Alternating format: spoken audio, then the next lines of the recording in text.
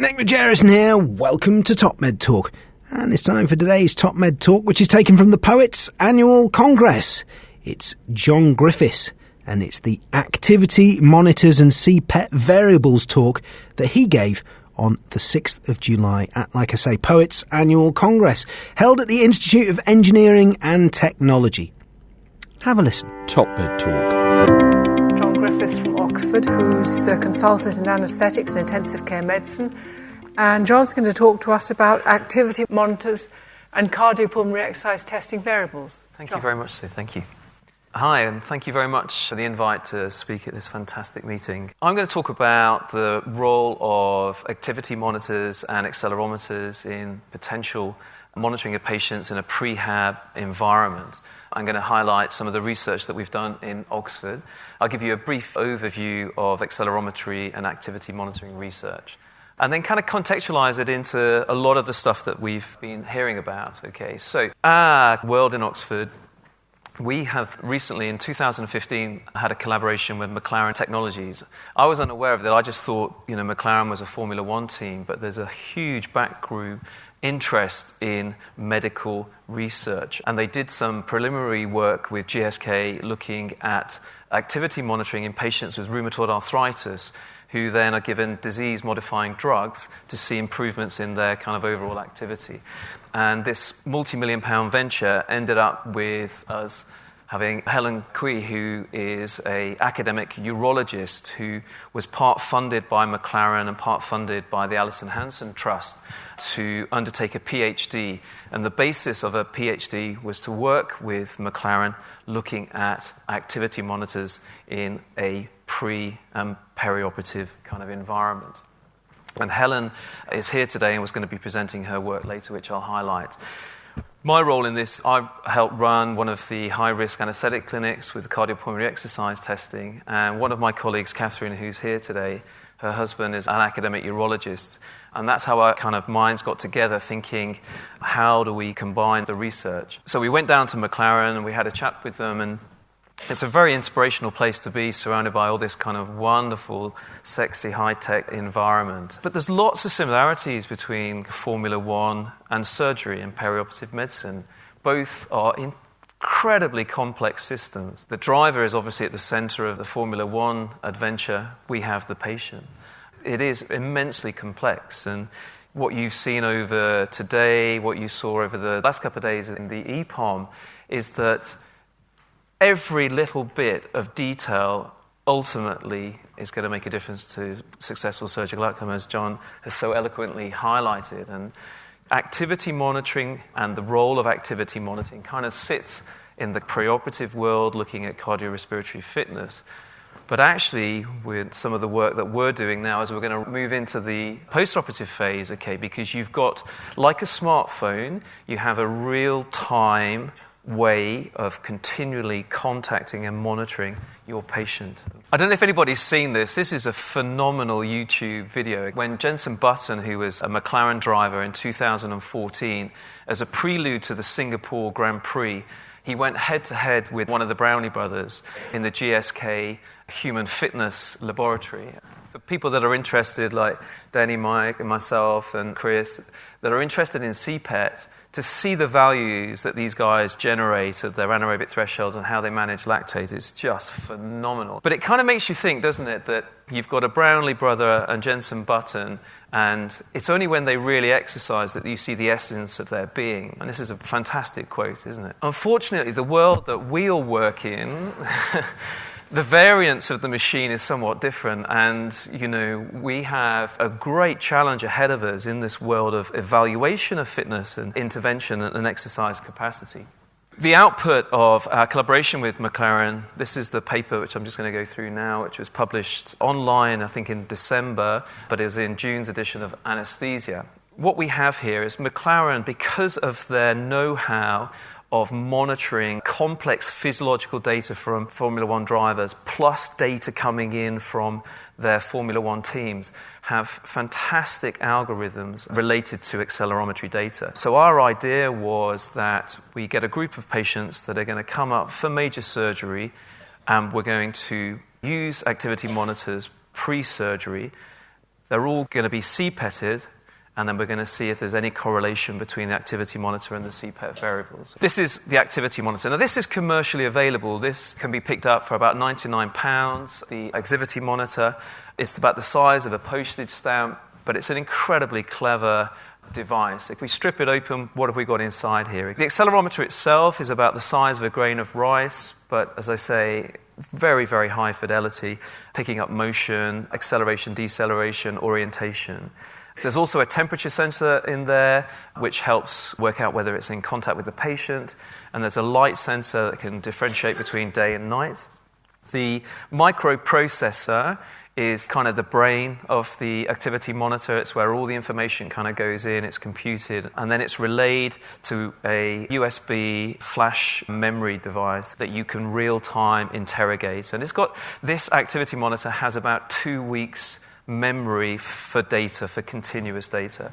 And then there's a light on it which shows you what stage it's at, whether it's downloading information, transmitting, recording, etc. Okay. So if you look at the data that's out there for activity monitors and accelerometers, the majority are epidemiological longitudinal studies of populations. You look at like the biobank, and a lot of the data is to do with COPD, bariatrics, and, as I say, rheumatoid. This is one of the few that actually looked at accelerometry pre- and post-surgery, and this was in a bariatric population. What was really interesting here is what they did is they got a cohort of patients, they put on an activity monitor, and they gave them some quality of performance questionnaires pre- and post-surgery. And although the patients reported an improvement in their physical activity levels through their subjective report measures, the activity monitors showed they'd actually gone the other way.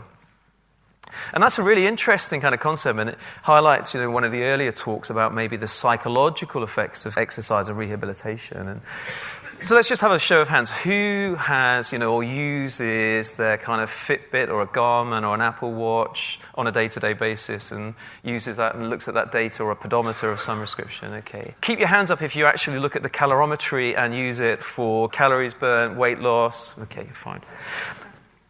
There's 2 hands left. Because this is the real key with this kind of area of research, because the variance of heart rate is astonishing. And this was a systematic review of Garmin, Fitbit, and Apple, which showed that when compared to a high-fidelity chest strap for heart rate control, there was huge variation in heart rate generated by these devices. And if you look at this, now Fitbit want to move into medtech away from just the public domain, and they came up with this slogan, "Every beat counts," which, if you look at our every contact counts with the NHS, for these guys, they're saying, well, every beat counts to you.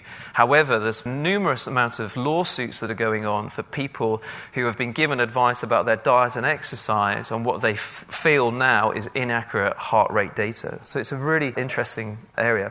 Okay, so this is an overview of the study. What we can see here is that we recruited patients when they came for our CPET. Now, in Oxford, we have quite a high threshold for CPET referral. You have to have a MET score of less than 4, be major surgery, have multiple comorbidities, etc., etc., etc. So they are a relatively high-risk group. They had their CPET. That was blinded to Helen, who was the research lead on this. They undertook some baseline investigations and tests. And then at some period, for up to 72 hours before their surgery, they wore the activity monitor. They came in, had their surgery, we collected the data when they came in, and then at some point during their discharge period, they re-wore the accelerometer, and then we did some follow-up questionnaires. So that's the kind of the timeline of the study. Basically, this device, you just taught the patients to just tape it onto their chest. And what was really interesting was, out of the patients that we recruited, there was only 1 patient out of the 50 that we recruited who said that they found it an inconvenient thing to do, which is very interesting. The analysis, this type of accelerometer measures acceleration in 3 planes, okay? So 3 axes. You've got your forwards, backwards, left, right, down, and up, okay? The nitty-gritty is that with the analysis, what McLaren did was each 10-second period was classified as either the patient being active, stationary, or lying down. That then generated a 24-hour average activity score, and then further interrogation of that classified somebody as being sedentary or non-sedentary. Okay, and there were the parameters that we then looked at. So the results. An a priori power calculation suggested that we needed to recruit 47 patients to show significant correlation between our activity variables and anaerobic threshold and peak VO2. Now, we managed to get to 50 patients, but only 2 couldn't complete the CPET, so we had data for 48 patients. The device, was worn for a minimum of 2 days, up to 3.2 days. And as I said, only 1 patient complained about it. So if you look at our characteristics, they are a pretty high-risk group, actually. So 80% are either AS3 or AS2. They're old. Mean age is 71. They've got the surgeries they're having. So it's abdominal aortic aneurysm, major head and neck cancer, major colorectal. So they're a pretty high-risk group. Mean anaerobic threshold 11.5, peak VO2 16.7. So pretty high risk group. So this is, if we're thinking about what this data means, it's an elderly, unfit population, having major surgery. If we look at the capture of the activity data, they are basically next to sedentary. 53% stationary and a very small amount of activity. And this is really highlights the challenges if we're talking about prehabilitation interventions into a group that, and I think Jerry suggested, or somebody else suggested this morning, when they had a look at their patient population, they're not doing very much at all, So this was going to be our challenge, was could we make sense of their basically sedentary nature? What we did find, actually, was even though they had low levels of activity, this accelerometer and the way it was analyzed had some very good linear correlation with anaerobic threshold and peak VO2. Now, to do the analysis, what we chose was the peak VO2 and the anaerobic threshold that was in the systematic review that was published, which was 15 mils per kilogram per minute for peak VO2 and 11 mils per kilogram per minute for anaerobic threshold. And what we showed was that let's take peak VO2, that maximum activity score, this variability and acceleration, the proportion of time active and the proportion of time not sedentary all had relatively good correlation when these patients were on a peak VO2 of less than 15. And then if we look at the correlation for anaerobic threshold, again, there were 2 important variables that had a linear correlation, which was the proportion of time not active and the proportion of time not sedentary, with R's of 0.44 or higher. This is a box whisker plot, which basically is a nice kind of graphical representation. The shaded is the fit patients, i.e. an anaerobic threshold of greater than 11 or a peak VO2 of greater than 15, and the white is the unfit patients. And you can see for all 6 activity variables that we measured, they were able to differentiate between those 2 CPET variables. Mike's going to go over the findings of the MET study in the next session, but I just wanted to highlight that something that comes out of the MET study is the DASI, the Duke's Activity Status Index. And what we showed, actually, which was encouraging, that our CPET test results correlated very well with the reported DASI of the patients. But what was really encouraging is that our 24-hour mean activity score had an R of 0.69 to the DASI. It gives us great confidence that we've got a tool here which is a meaningful way of monitoring activity. Okay, just last couple of minutes, let's put this into context. What do we think that Helen's work and the collaboration with McLaren has shown? We're the first time that activity has been correlated through activity monitoring to CPET variables that have been measured, We've had a good correlation with the Duke's Activity Index.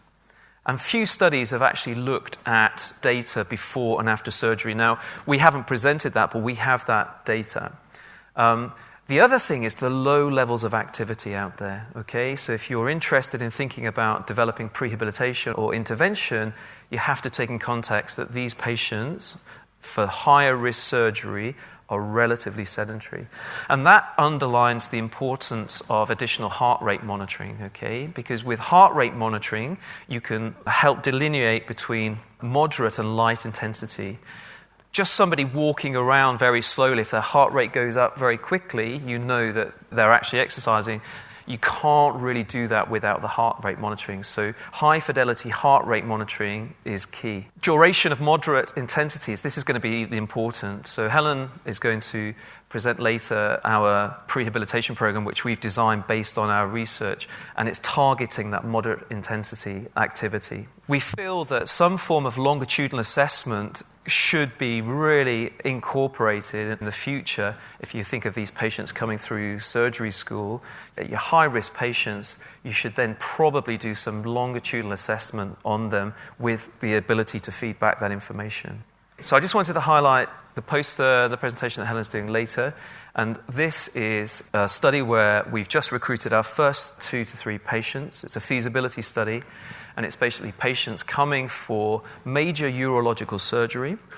We've changed the type of activity monitor to a high-fidelity heart rate sensor monitor, so we're getting heart rate information. They have this monitor, they go away, they have an intervention, and this then feeds back information to the hub, and the patients then get a daily report of their exercise, and the plan is to map what they should be doing to what they're actually doing through the activity monitor data. We're planning to probably try and recruit about 40 patients of this. Thank you for your time. Please indulge me in some massive thank yous that I need to make. So firstly to Helen for her expert work with her PhD, to Ben for his input, McLaren Technologies obviously, John Carlisle, I don't know if he's here, as he might say, phenomenal help with the editorial process with anaesthesia for our paper. The League of Friends at Oxford for buying the CPET and allowing us to set up the clinic, and then all the consultants that have helped with the tests and the team at Oxford. So thanks for your time. Thank you very much. And don't forget you can meet the Top Med Talk team. All you need to do is turn up at one of our events. Check out ebpom.org for more details. ebpom.org. Our next big event is between the 28th and the 30th of September in Chicago. That's EBPOM USA, the Chicago Masters Course, Perioperative Care Practicum. Between the 28th and the 30th of September. ebpom.org for more details. That's ebpom.org.